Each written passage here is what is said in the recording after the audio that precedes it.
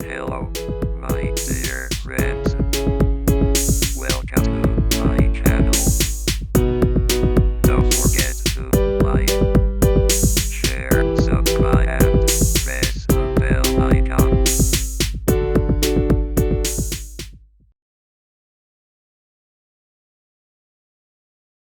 त तपाईहरुले अस्तिको सुरुको कपी निकाल्नुस् है 2 हप्ता भएको छ ब्रेक भएको।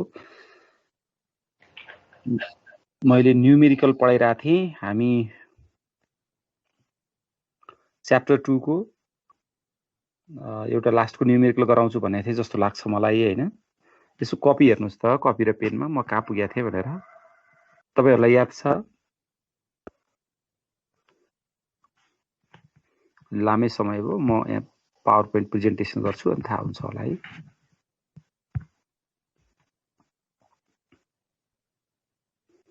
ल मैले तपाईहरुलाई यो फर्मुलाहरुको अरु पढ्नुस् है भनेर भनेको थिएँ जस्तो लाग्छ। अरु धेरै क्वेशन्सहरु गराएर एउटा लङ क्वेशन म गराउँछु भनेको थिएँ।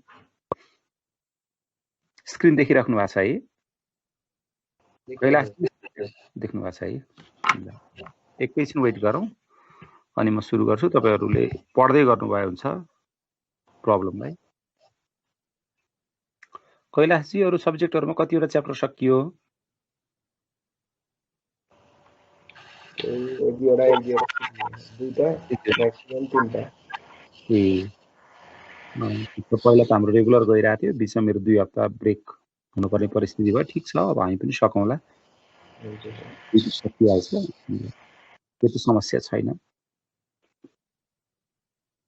ल हामी सुरु पनि गरौँ है अब। हुन्छ सर। ल कोही एकजनाले क्वेशन पढ्नुस् त, जसले पढ्नु भयो नि हुन्छ। यसले के भनेको छ भनेर।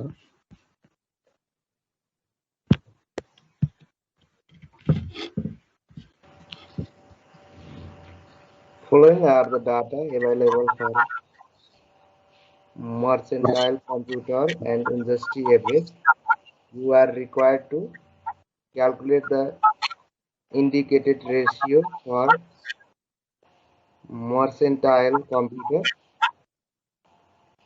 Calculate ROE using the dew point equation for mercantile computer. Assess the strength and weakness for mercantile computer. Okay. So following data are available for mercantile computer and industry average हैन। एउटा कम्पनीको लागि पनि दिएको रहेछ डाटा र industry average पनि दिएको छ भनेर भन्यो। र ठ्याक्कै हाम्रो दिमागमा के क्लिक हुनु पर्यो भने इन्डस्ट्री एभरेज दिनुको अर्थ के हो त? कम्पनीलाई कम्पेयर गर्नको लागि। किनकि जहिले पनि के हुन्छ भनेर हामीले पढ्यौं, इन्डस्ट्री एभरेज भनेको बेन्चमार्क हो। त्यो इन्डस्ट्री एभरेज भन्दा धेरै छ कि थोरै छ भनेर हेर्नको लागि हामीलाई इन्डस्ट्री एभरेज दिने हो। अहिले गर्न लागेको चाहिँ हामीले मर्केन्टाइल कम्प्युटरको एनालाइसिस रहेछ एउटा कम्पनीको। के को आधारमा हामीले एनालाइसिस गर्ने त? इन्डस्ट्री एभरेजको आधारमा। पहिलो sentence बुझिहाल्नुभयो। You are required to calculate the indicated ratios for mercantile computer. अब यो निकाल त्यो निकाल भनेन। जस्तो current ratio, quick ratio, debt ratio हैन, यस्तो निकाल भनेन। इन्डिकेट गरे जति रेशियो निकाल भनेर भन्यो। कहाँ छ त इन्डिकेट गरे रेशियो भने हामीले खोज्नु पर्यो। यहाँ रहेछ है। इन्डस्ट्री एभरेजको लागि उसले दिएको रेशियोहरु छ। हामीले के निकाल्नु पर्यो त? अब इन्डिकेटर रेशियो भनेपछि यति निकाल्नु पर्यो। पक्कै देखिराख्नु भएको छ होला, मैले यहाँ बक्समा राखिदिएको। करेन्ट रेशियो निकाल्नु पर्यो, डेट सेल्स आउटस्ट्यान्डिङ निकाल्नु पर्यो, इन्भेन्ट्री टर्नओभर निकाल्नु पर्यो, टोटल एसेट्स टर्नओभर निकाल्नु पर्यो, प्रॉफिट मार्जिन निकाल्नु पर्यो, रिटर्न अन एसेट्स निकाल्नु पर्यो, रिटर्न अन इक्विटी निकाल्नु पर्यो र डेट रेशियो निकाल्नु पर्यो। कसको? मर्केन्टाइल कम्प्युटरको। दिएको चाहिँ कसको रहेछ त? इन्डस्ट्री एभरेजको। र यो दुईटालाई कम्पेयर गरेर भन्नु पर्यो कि स्ट्रेन्थ कुन हो विकनेस कुन हो भनेर।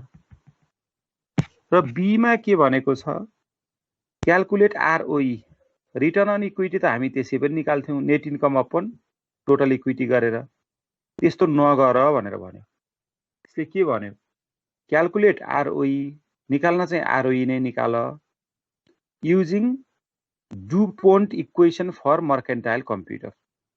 डुपोन्ट इक्वेसनको फर्मुला लगाएर निकाल्न पर्यो कि आरओई को फर्मुला लगाएर। डुपोन्ट इक्वेसनमा हामीले जुन पढेका छौं फर्मुलामा लास्टमा त्यो इक्वेसन लगाएर चाहिँ निकाल्नु पर्यो। अनि सी मा चाहिँ डिसिजनको कुरा छ, in a sense theoretical qualitative answer हो यो। Assess the strengths and weaknesses of mercantile computer. त्यो मर्केन्टाइल कम्प्युटरको स्ट्रेन्थ के छ विकनेस के छ पत्ता लगाऊ भनेर भन्यो। के को आधारमा भन्ने त स्ट्रेन्थ र विकनेस? हामीले रेसियोहरू निकाल्ने र त्यो रेसियोहरूलाई के गर्ने त अब हामीले इन्डस्ट्री एभरेजसँग कम्पेयर गर्ने। त्यो कम्पेयर गरिसकेपछि बल्ल हामी भन्न सक्छौं कि विक पोजिसन छ कि स्ट्रङ पोजिसन छ कम्पनीको in comparison to industry average भनेर भन्ने। ल अब तपाईहरुले एकदम ध्यान दिएर हेर्नु होला र बुझ्नु होला है। म यहाँ बक्स बनाउँदै जान्छु।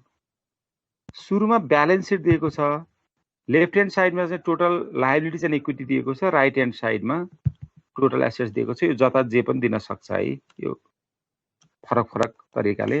हामीलाई चाहिएको के हो यसको भित्री पार्ट्सहरु पार्टिकुलर्स हामीलाई चाहिएको हो, तर के छ भनेर तपाईले हेर्नु पर्यो। आज लेफ्ट ह्यान्ड साइडमा अथवा सुरुमा चाहिँ टोटल लायबिलिटिज एन्ड इक्विटी दिएको छ 4,73,750 र टोटल एसेट्स को साइडमा कति के दिएको छ 4,73,750। अब यो भित्र के छ भनेर हेर्नुस् है तपाईहरुले एकदम ध्यान दिएर हेर्नुस् त। यो तीनवटा आइटम छ नि, यसले के इन्डिकेट गर्छ भन्नुस् त। ल भन्नुस् जसले भने पनि हुन्छ। करेन्ट एसेट हैन सर? हो, भेरी गुड। हेर्नुस् त हामीले पढ्दै आइरहेको कुरा क्याश, रिसिभेबल्स र इन्भेन्ट्रीले करेन्ट एसेट्स को इन्डिकेट गरेको हुन्छ। त्यही तीनवटा कुरा जोडेर आएकोलाई टोटल करेन्ट एसेट्स भनेर लेखेको हो। कुनै बेलामा यहाँ सोलुसनमा जोड्दा बिग्रिएर छ सर यो त बिग्रिएर छ जोड्दा भनेर मलाई तपाईहरुले भन्ने हैन। यो जोडेर यो आएको। ओके। र नेट फिक्स्ड एसेट्स नेट दियो डेप्रिसिएसन घटाएर भन्ने बुझ्नु पर्यो। Net fixed assets net fixed assets दिएको छ 1,46,250। एसेट्स को साइड को अब हामीले बुझ्यौं। ल लेफ्ट ह्यान्ड साइडमा भन्नुस् त कुन कुन आइटमले चाहिँ करेन्ट लायबिलिटिजहरुलाई इन्डिकेट गरेको छ? कसले भन्ने अहिले कसले भन्नु भएको थियो? यहाँ कतिवटा item account payable, note payable, other current liabilities. Good. Accruals भनेर हामीले पढेका थियौं। अहिले यहाँ त्यो नभनिकन अदर करेन्ट लायबिलिटिज भन्यो हैन। अकाउन्ट्स पेएबल 64,500, नोट्स पेएबल 42,000 र अदर करेन्ट लायबिलिटिज भनेर 58,500। टोटल कति रहेछ 1,65,000 को चाहिँ करेन्ट लायबिलिटिज रहेछ। लङ टर्म डेट रहेछ 1,28,250 र कमन इक्विटी रहेछ 1,80,500। यति कुराहरु हामीले यहाँबाट पायौं। हेर्नुस् है त। अब त्यसै गरेर इन्कम स्टेटमेन्टलाई पनि हामी अलिकति हेरौं। हेर्नुस् है। अब इन्कम स्टेटमेन्टमा के छ हेर्नुस् त। सुरुमा सेल्स रेभेन्यू कति छ ल भन्नुस्। सेल्स रहेछ 8,03,750। कस्ट अफ गुड सोल्ड कति छ 3,58,500। त्यसमा फेरि इन्टरनल पार्ट्सहरु के छ भने हेर्नुस् त। देख्नुभयो है? देखिएछ सर। ओके, देख्नु भएको छैन। भनेपछि मेटेरियल छ अनि त्यस्तै गरेर अनि अर्को के छ भन्नुस् त labor, light and power, indirect labor, depreciation. हो यो सबै जोडेर फेरि कति भएको छ हेर्नुस् त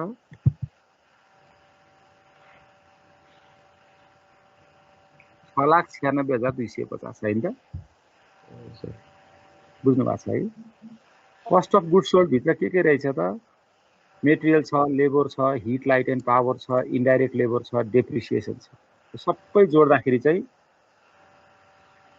6,96,250 भएको छ अब तपाईहरुले सेल्स 8,03,750 बाट 6,96,250 घटाउनुस् कति आयो 1,07,500 त्यसैले हामी के भन्छौं ग्रस प्रॉफिट भनेर भन्छौं त्यही कुरा लेखिरहेको मलाई लाग्छ यो तपाईले बुझ्नु भएको छ किनकि सामान्य कुरा हो नि हैन मैले आज चाहिँ कोही साइन्सबाट आउनु भएको छ भने भनेर मात्रै हो न त म्यानेजमेन्टको त खासै पर्दैन अब त्यसमा एक्सपेन्सेसहरु एडमिन एक्सपेन्स र सेलिङ एक्सपेन्स केही छ कि भनेर expense selling expenses 57,500 general expenses 15,000 गर्दाखेरि कतिको 72,500 अब आयो तपाईको के earning before interest and tax अस्ति मलाई सोध्नु भएको थियो कस्तै म यहाँ लेख्न ठाउँ राख्छु यही नै हो ईबीआईटी भनेको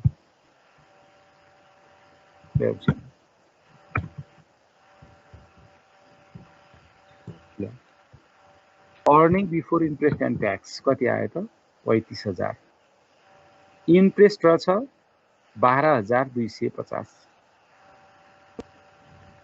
माथि त पर्सेन्टेज दिएको थिएन यसले आफैले क्याल्कुलेसन गरेर दियो कुनै बेला माथिको पर्सेन्टेज दिएको छ लङ टर्म डेब्टको चाहिँ ब्याज निकालेर आफूले चाहिँ इन्कम स्टेटमेन्ट बनाउनु पर्ने हुन्छ अहिले दिएकै छ सकिहाल्यो अब आयो अर्निङ बिफोर ट्याक्स ल्याउँछु है ट्याक्स घटाएपछि के आयो अर्निङ बिफोर ट्याक्स हैन त अनि ट्याक्स घटाएपछि 40% रहेछ कस्ट लेखिएकै छ त्यो घटाएपछि अब के आयो नेट इन्कम आफ्टर ट्याक्स यसलाई हामीले के पनि भन्छौं नेट प्रॉफिट पनि भन्छौं अर्थात प्रॉफिट आफ्टर ट्याक्स पनि भन्छौं नेट प्रॉफिट आफ्टर ट्याक्स पनि भन्छौं यो माथि लेखेकै छ त किन लेख्नु पर्छ मैले यो त लेखेकै छ त्यसलाई हामी net profit after tax NPAT और नेट प्रॉफिट नेट इन्कम लेखेको छ अगाडि व्हाटएभर नेट इन्कम मात्रै पनि भन्छौं नेट प्रॉफिट आफ्टर ट्याक्स पनि भन्छौं और नेट प्रॉफिट मात्रै पनि भन्छौं ल यसरी इन्कम लेखेको छ तपाईहरु झुकिनु होला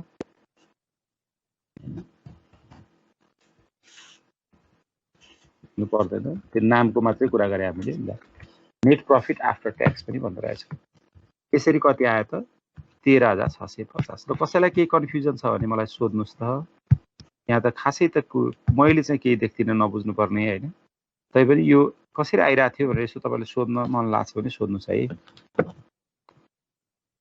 र अब त्यति भइसकेपछि अब क्वेशनले के भन्यो क्याल्कुलेट द इन्डिकेटेड रेशियोज भन्यो अब इन्डिकेटेड भनेपछि के इन्डिकेट गरे हो त भन्ने कुरा थाहा पाउनु पर्यो नि हामीले अब इन्डिकेटेड रेशियो चाहिँ के हो त current ratio debt sales outstanding inventory turnover total assets turnover profit margin भन्ने बित्तिकै मैले पहिल्यै भनिसकेको छु यो नेट प्रॉफिट मार्जिन हुन्छ भनेर हैन रिटर्न अन इक्विटी डेब्ट रेशियो तपाईहरुले एक्जामिनेसनमा चाहिँ रफमा अथवा खेसरा बनाएर पहिला फर्मुला लेख्न सक्नुहुन्छ के पहिला त फर्मुला याद गर्नु पर्यो हैन त्यसले यो कुराहरु सोधे रहेछ भने पहिला फर्मुला लेख्ने अहिले सम्म हामी क्वेशनमा गयौं हेर्नुस् है अब हेर्नुस् त यसले के सोधेको छ त्यो कुरा तपाईहरु कपीमा सँगै लेख्दै जानु भयो नि सुरुमा सोधेको छ करेन्ट रेशियो हामीलाई फर्मुला थाहा छ current ratio is equal to total current assets divide by current liabilities हैन अब यहाँ यस्तो धेरै गाह्रो त केही देख्दै देखिन्न तर तपाईहरुले के चाहिँ जान्नु पर्यो भने करेन्ट एसेट्स कहाँबाट लिएको छ करेन्ट लायबिलिटीज कहाँबाट लिएको छ भन्ने कुरा चाहिँ तपाईले एकदमै क्लियरली जान्नु पर्यो बुझ्नु पर्यो के मलाई लाग्छ माथि मैले यहाँ प्रश्न देखाइदिइसकेको थिएँ हैन, हेर्नुस् त। ल तपाईहरुको स्क्रिनमा देखिएको छ मैले सारेको कुरा? देखियो सर। हो, बुझिएन भने बुझिएन भन्नु होला। हेर्नुस् त, करेन्ट एसेट्स यहाँ छ हैन, अनि करेन्ट लायबिलिटिज यहाँ छ कि। मैले त्यही भएर सुरुमा फर्मुला लेख्नुभन्दा पहिल्यै हामी बुझेर गएको, त्यही भ्यालु राखेको मात्रै हो, के पनि हैन अरु, नथिङ एल्स। हेर्नुस् त, 3,27,500 डिभाइडेड बाई 1,65,000 1.98 टाइम्स सकिने हाल्यो हैन। अब अर्को निकाल्न सोधेको छ days sales outstanding. Days sales आउटस्ट्यान्डिङमा हामीले के भनेको थियौं, days in a year times account receivable divided by sales. Days in a year चाहिँ if not said you can take 360, केही भनेको छैन भने तपाईं 360 लिन सक्नुहुन्छ। अहिले यसले भनेको के रहेछ त, हेर्नुस् त, what does it wants to tell us. यो आन्सरले हामीलाई के भनिरहेको हो, खासमा यो आन्सरले हामीलाई के भनिरहेको छ भने करेन्ट रेशियोले 1.9 टाइम छ भन्नुको अर्थ हाम्रो करेन्ट लायबिलिटीको करिब करिब दोब्बर चाहिँ हामीसँग करेन्ट एसेट छ भन्ने। हामीले उधारोमा दिएको सामानको पैसा उठ्न चाहिँ 75 दिन भन्दा बढी लाग्छ भनेर भन्यो। अब इन्भेन्ट्री टर्नओभर हेर्नुस् है। अब इन्भेन्ट्री टर्नओभरमा त्यहाँ तल अलिकति मैले लेखिदिएको पनि छु है, मैले तपाईलाई पढाउँदाखेरि भने पनि थिएँ। हामीले पाएसम्म कस्ट अफ गुड्स सोल्ड राख्ने भनेको त पढेको हो, तर यसमा तपाईहरु त्यो राखेर पनि गर्न सक्नुहुन्छ।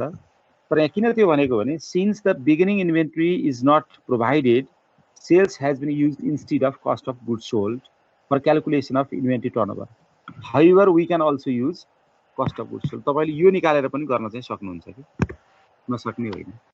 ल, तर एउटै कुरा के छ भने बिगिनिङ इन्भेन्ट्री र इन्डिङ इन्भेन्ट्री दिएको भए एभरेज इन्भेन्ट्री लिने बेलामा कस्ट अफ गुड्स सोल्ड लिनु एकदम राम्रो भन्ने चलन मात्रै हो। तर मानौ तपाईले सेल्स होइन, मैले जसरी थ्योरीमा पढाउँदाखेरि त्यत्रो लामो एक्सप्लेन गरेको थिएँ इन्भेन्ट्री टर्नओभरमा किन सीओजीएस दिन सकिन्छ भनेर, तपाईहरु कस्ट अफ गुड्स सोल्ड राखेर गर्न सक्नुहुन्छ, नो प्रब्लम, केही पनि प्रब्लम हुँदैन यसमा।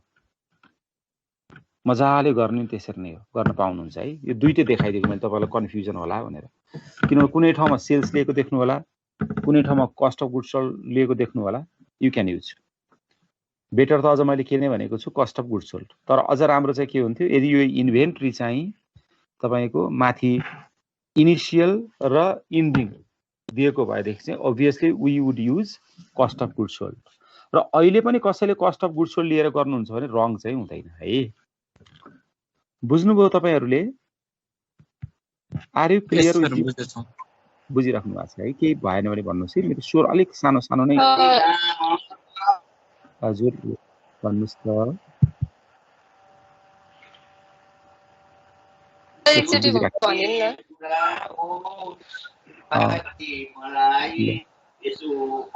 केही साथीहरुको ब्याकग्राउन्ड साउन्ड आछ, तपाईले अफ गर्नुस् है। अर्कोतिर पनि इन्गेज हुनुहुन्छ जस्तो छ। ल, एक पटक फेरि भन्नु पर्दाखेरि चाहिँ यो रेशियोहरु कुन निकालेको हामीले भने क्वेशनले क्याल्कुलेट द इन्डिकेटेड रेशियोज भनेको छ। पहिला त्यहाँबाट बुझ्नुस् है। क्वेशनले के भनेको छ रे, calculate the indicated ratios, question number A मा। ल हेर्नुस् यहाँ, पहिला हामी क्वेशन हेरौँ है। हामीले यो क्वेशन गरिरहा हो। तपाईहरुको स्क्रिनमा अलिकति ढिलो आउन सक्छ माइक्रोसफ्ट टिम्समा, देख्नु भएको छ होला अहिले त पक्कै पनि। हामीले क्वेशन नम्बर ए गरिरहेका छौं। त्यो भनेको calculate the indicated ratios for mercantile computer. Indicated ratios भने के हो त, यहाँ दिएको छ रेशियोज, इन्डस्ट्री एभरेज भनेर। त्यो भएर पहिला हामीले के निकाल्नु पर्यो, करेन्ट रेशियो निकाल्नु पर्यो, त्यसपछि डेज सेल्स आउटस्ट्यान्डिङ निकाल्नु पर्यो, एन्ड एज सच त्यहाँ दिएको जति सबै निकाल्नु पर्यो।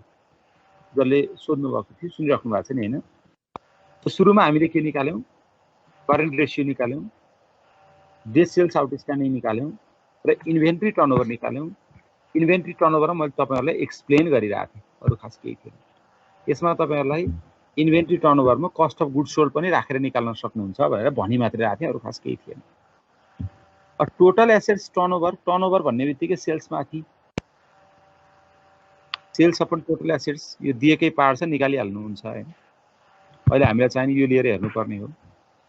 सर हजुर मैले एकछिन रोकेँ हजुरलाई।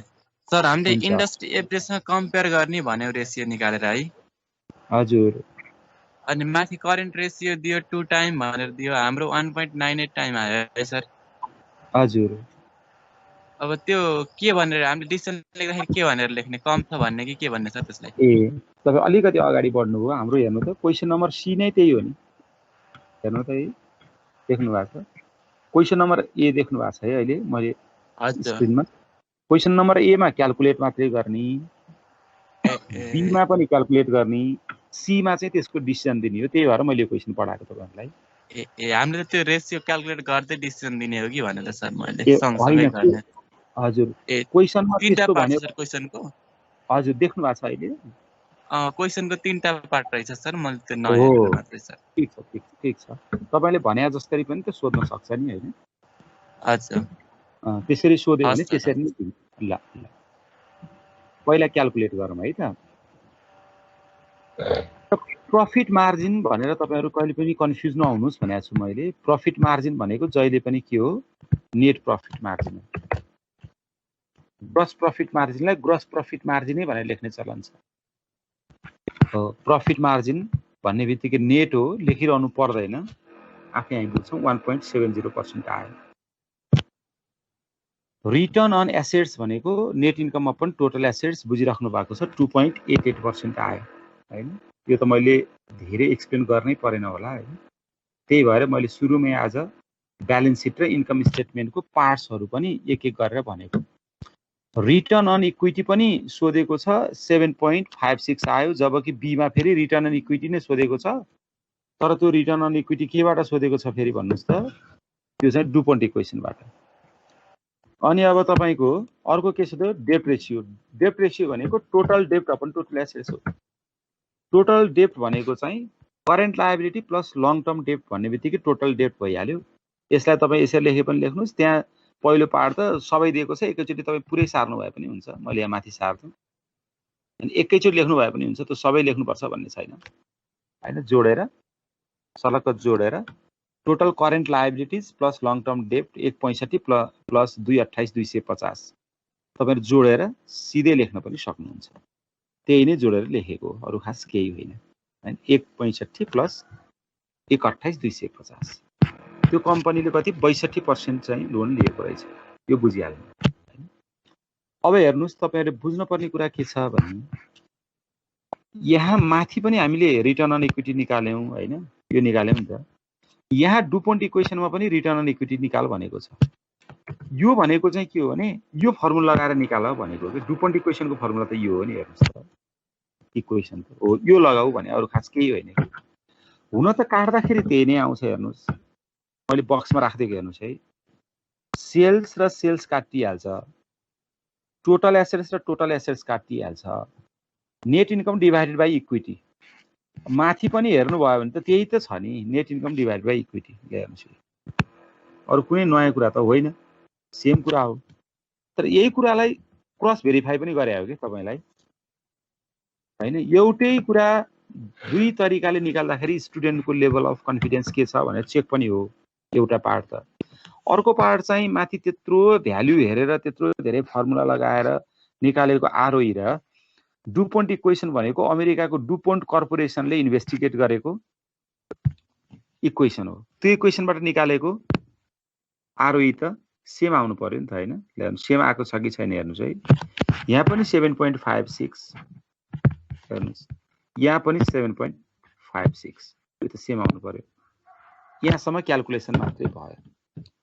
यहाँसम्म मलाई लाग्छ तपाईहरुले क्लियरली बुझ्नु भएको छ होला हैन। अब हेर्नुस् त, ल अब अघि को साथीले मसँग एकछिन कुरा गर्दै हुनुहुन्थ्यो, ल तपाई एकछिन अनम्युट गर्नुस् त। अब तपाई र म एकैछिन छलफल गर्ने। ल हामीले के लेख्ने भनेर भन्नु भएको थियो नि डिसिजनमा। को हुनुहुन्थ्यो तपाईँ?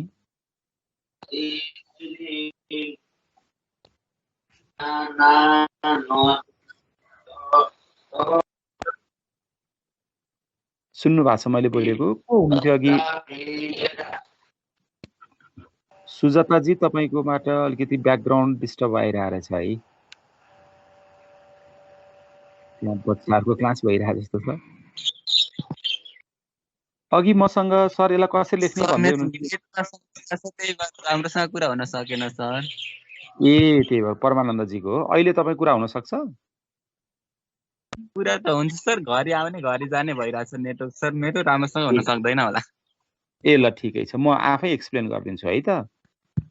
तपाईँले निकाल्नु हुन्छ। भएको छ है, राम्रो क्वेसन गर्नुभयो। ल हेर्नुहोस् अब सीमा चाहिँ assess the strength and weaknesses भनेको छ होइन। त्यसको स्ट्रेन्थ र विकनेसेसहरू भन्नुहोस् भन्छ। कुनै बेलामा comment on the ratios calculated भन्छ, कुनै बेलामा what decision can you draw from the calculated ratios भन्छ है। तपाईँलाई जसरी भने पनि त्यहाँ डिसिजन मागेको हो भन्ने कुरा तपाईँले जान्नु पर्यो है त। तपाईँलाई कमेन्ट गर भन्नुहोस् अथवा चाहिँ स्ट्रेन्थ विकनेस के छ भनेर भन्नुहोस् अथवा यसमा चाहिँ डिसिजन के लिनुहुन्छ तपाईँले भनेर सोधोस् अथवा कम्पेयर गर भनेर भन्नुहोस्, गर्ने काम एउटै नै हो। हेर्नुहोस् यसमा हामीले केही नयाँ काम गरेका छैनौँ, त्यही रेसियोलाई पहिला लेखेको नाम होइन र इन्डस्ट्री एभरेज त उसले पहिला दिएकै नै भ्यालु लेखेको हो, यो अरू केही होइन। हेर्नुहोस् है, केही होइन। र अब हामीले के गर्यौँ त हेर्नुहोस्, हामीले चाहिँ एडिसनल्ली भनेको चाहिँ त्यो मर्कन्टाइल कम्प्युटरको भ्यालुहरू जुन क्यालकुलेट गरेका थियौँ त्यो राखिदियौँ। हेर्नुहोस् है, भ्यालुहरू हामीले जुन क्यालकुलेट गरेका थियौँ त्यो राखिदियौँ, यहाँ राखेका छौँ, अरू केही गरेका छैनौँ। र अब हामीले हेऱ्यौँ, हेर्नुहोस् त, अब हामीले हेर्दै हेर्दै गयौँ करेन्ट रेसियोको स्थिति के रहेछ। हेर्नुहोस् त, इन्डस्ट्री एभरेजमा 2 टाइम्स रहेछ, मर्कन्टाइल कम्प्युटरको 1.98 टाइम्स। छोटो वर्डमा हामीले कन्सिस्टेन्ट भन्यो, उस्तै उस्तै छ है भनेको। नियरली इक्वल भनेर पनि तपाईँहरू लेख्न सक्नुहुन्छ, नियरली सेम भनेर पनि तपाईँहरू लेख्न सक्नुहुन्छ है। शब्द तपाईँहरूको केही फरक पर्दैन, त्यो कस्तो छ भनेर मात्रै भनिदिने हो हामीले। डेट सेल्स आउटस्ट्यान्डिङ भनेको चाहिँ के छ त, इन्डस्ट्रीमा चाहिँ उधारोमा दिएको पैसा उठ्न 35 दिन लाग्दो रहेछ, हाम्रो त 75 दिन छ नि, के भयो हाम्रो कमजोरी भएन त। उधारोमा सकेसम्म बिक्री नगरेको राम्रो, कुनै पनि बिजनेस अर्गनाइजेसनले राम्रो त त्यो हो नि होइन। क्यास टु क्यास सेल्स एकदम बेस्ट सेल्स भइहाल्यो त्यो त होइन। अब रिसिभेबल टर्नओभर के अरे यो day sales outstanding, average collection period, म रिसिभेबल टर्नओभर भने एभरेज कलेक्सन पिरियड, इन्डस्ट्रीमा भएको कम्पनीहरूले अथवा इन्डस्ट्री ओभरअलमा हेर्दाखेरि 35 दिनमा पैसा उठ्छ उधारोमा किन्नेहरूले नेपाली ल्याङ्ग्वेजमा कुरा गर्दा। तर हाम्रो कम्पनीमा उधारो किन्नेहरूले 75 दिनमा पैसा दिन्छन् भनेपछि त हेर्नुहोस् त, हामीले त 40 दिन बराबरको त लगानी गर्न पाइएन नि, हामीलाई त ठुलो लस भयो नि।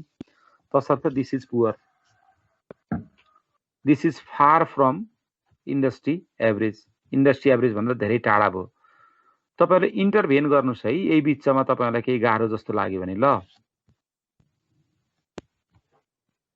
इन्भेन्ट्री टर्नओभर इन्डस्ट्रीको 6.7 टाइम्स छ, हाम्रो पनि 6.7 टाइम्स छ, कन्सिस्टेन्स सेम उस्तै होइन। स्ट्रङ पनि लेख्न सक्नुहुन्छ कि कन्सिस्टेन्टलाई, पुअरलाई विक पनि लेख्न सक्नुहुन्छ, तपाईँहरूको शब्द हो। टोटल एसेट्स टर्नओभर भएको एसेट्सलाई कतिको धेरै युटिलाइज गरियो भनेको नि एसेटको इफिसियन्सी हो नि। इन्डस्ट्रीमा 3 टाइम्स छ, हाम्रो जम्मा 1.7 टाइम्स छ, विक भयो कि कमजोर भयो। हाम्रोमा मेसिन त त्यत्तिकै पो बसिरहेको रहेछ, राम्रोसँग मेसिनको युटिलाइजै भएको छैन, weaker than industry. Profit margin कति छ हेर्नुहोस् त, इन्डस्ट्री एभरेजमा 1.2% छ, हाम्रो 1.70, गुड। बेस्ट भन्न सकिन्न है यस्तोमा, अब कतिलाई बेस्ट भन्ने प्रफिट थाहा होइन, जति धेरै आयो त्यति राम्रो नि, good position. Return on assets इन्डस्ट्रीमा 3.6% छ, हाम्रो 2.88% मात्रै छ, हाम्रो कम भयो नि, विक भयो, पुअर भयो। रिटर्न एन्ड इक्विटी पनि कुरा बुझ्नुभयो। अब इन्डस्ट्रीको 9% छ, हाम्रो 7.56% छ, पुअर भयो।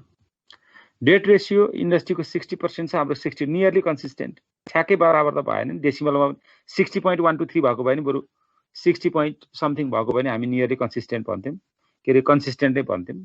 अब अहिले के भन्नु पर्यो, नियरली कन्सिस्टेन्ट, 2% को चाहिँ डिफ्रेन्ट छ। हेर्दा 2% हो तर मिलियन अफ रुपिज हुनसक्छ नि होइन। यति कुराहरू हामीले लेख्ने। र तपाईँहरू कसैलाई केही कन्फ्युजन छ तपाईँ साथीहरूलाई भन्नुहोस् त। मैले एउटा मात्रै गर्न नसके हुनाले च्याप्टर हाम्रो अड्किराखेको थियो। त्यति भनेपछि हामी आज हाम्रो यो च्याप्टर सक्यौँ र हामी अब अगाडि बढ्छौँ। म तपाईँहरूलाई आज एउटा केस पठाइदिन्छु, केस गरेर अर्को हप्तासम्म मलाई बुझाइदिनुहोस्, भइहाल्छ। ल केही छ यसमा सोध्नुपर्ने भन्नुहोस् त। सर हजुर हजुरले यो डिसिजन भन्ने बेलामा मेरो नेटै गयो कि अलिकति बुझाइदिनुहोस् न फेरि। ए मैले यहाँ पनि एकदम क्लियरली राखेको छु है, तपाईँले देख्नु भएको छ अहिले स्लाइडमा। हजुर देखिरहेको छु। है तपाईँले के गर्नुहोस् भने मैले भने होइन, करेन्ट रेसियो पनि यो दुईटालाई हेरेर कम्पेयर गर्ने कि मैले अन्डरलाइन गरेर पनि देख्नुभयो नि होइन। म अलिअलि स्किप गरेर भन्छु है। हेर्नुहोस् त इन्डस्ट्रीको 2 टाइम्स छ, मर्केन्टाइल कम्प्युटरको पनि 1.9 टाइम्स भनेको त 98 भने त झन्डै झन्डै 2 नै भयो नि। तसर्थ कन्सिस्टेन्ट भनेको स्ट्रङ पनि लेख्न सक्नुहुन्छ, सेम भन्न पनि सक्नुहुन्छ होइन।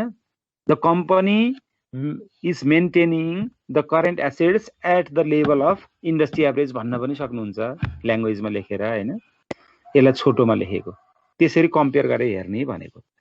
त्यही भन्दा तल्लो हेर्नुहोस् त डिएसओ, डेज सेल्स आउटस्ट्यान्डिङ, त्यो भएर थ्योरी एकदम जान्नुपर्छ भने रिजन चाहिँ त्यो। डेज सेल्स आउटस्ट्यान्डिङ भनेको चाहिँ के हो त, उधारोमा गरेको बिक्रीको पैसा उठ्न कति समय लाग्छ भनेको हो। इन्डस्ट्री एभरेजमा 35 दिन लाग्दो रहेछ, हाम्रोमा 75 दिन लाग्दो रहेछ। राम्रो भयो त भएन नि होइन। उधारो त छिटो उठेको पो राम्रो त, ढिलो उठेर कसरी राम्रो भयो, लगानी गर्नै पाइएन नि होइन। हो कि भन्नु त। तसर्थ हाम्रो पुवर अथवा विक भयो, त्यस्तै लेखेको सबैलाई। अब रिटर्नको कुरा हेऱ्यो भने हेर्नुहोस् न, अब यहाँ रिटर्नको कुरा हेर्दाखेरि चाहिँ के देखिन्छ, म यसलाई क्रसै गर्नुहोस् बरु केही छैन। ल एउटै लाइनमा पर्छ, पढाउनु सहिलो हुन्छ भनेर मैले क्रस गरिदिएको। ल हेर्नुहोस् प्रफिट मार्जिन इन्डस्ट्रीको 1.2 छ, हाम्रो 1.7 छ, राम्रो भयो नि, गुड, त्यसरी लेख्ने। त्योभन्दा तलको फेरि रिटर्नहरू के छ, इन्डस्ट्रीको भन्दा हाम्रो कम छ, द्याट इज विक अर्थात् पुवर। बुझ्नुभयो नानी तपाईँले? हजुर बुझेँ सर। बुझ्नुभयो है। ल अरू साथीहरूलाई केही छ भन्नुहोस् त, अरू साथीहरूलाई केही छ? तपाईँलाई आउने यस्तै नै हो, यो केसमा आउँदाखेरि यस्तै आउँछ। एकपटक केस नै सोधेको छ 30 नम्बरको है, यो च्याप्टरबाट त्यति धेरै सोध्ला जस्तो नलाग्दै पनि सोधेको छ कि, यो निकै सजिलो च्याप्टर पनि हो। ल कसैलाई केही छ भने सोध्नुहोस्, नत्र भने म आज तपाईँहरूलाई यो त मैले पठाइसकेको छु यो मेटेरियल, तपाईँले पढि पनि सक्नु भएको छ होला, छैन भने पनि तपाईँहरू हेर्नुहोस्। आज मैले मेरो पार्टबाट सकाइहालेँ। म तपाईँहरूलाई आज एउटा पठाइदिन्छु होइन, क्वेसन नै हो। क्वान्टिटेटिभ केस हुन्छ हाम्रो फाइनेन्समा। केसहरूलाई फेरि 2 प्रकारको भनेर विभाजन पनि गर्न सकिन्छ, धेरै क्याटेगोरीहरू छन्। हामी चाहिँ क्वान्टिटेटिभ र क्वालिटेटिभ भनेर भन्छौँ। न्युमेरिकल आन्सर दिनुपर्ने केसेसहरू भनेका क्वान्टिटेटिभ केसहरू भए होइन, इन सर्टेन गिभन कन्डिसन। हामीलाई धेरै त्यस्तो हुन्छ किनभने हामीले एउटा कुनै कम्पनीको एउटा एजम्सन गरेको भ्यालुमा लिएर डिसिजन दिने हो। भोलि रियल लाइफमा त्यस्तो हुनसक्छ भन्ने एजम्सन सहित म त्यो एउटा पठाइदिन्छु, तपाईँहरू त्यसलाई गर्नु होला। हुन्छ, बुझ्नुभयो मैले भनेको? तपाईँहरू सुन्नु भएको छ? हुन्छ सर है त। अनि म तपाईँहरूलाई भोलिबाट अर्को च्याप्टर सुरु गर्छु। ल आजलाई यति है त, मैले यति गरेँ। ल ल ल बाई। Thanks for watching.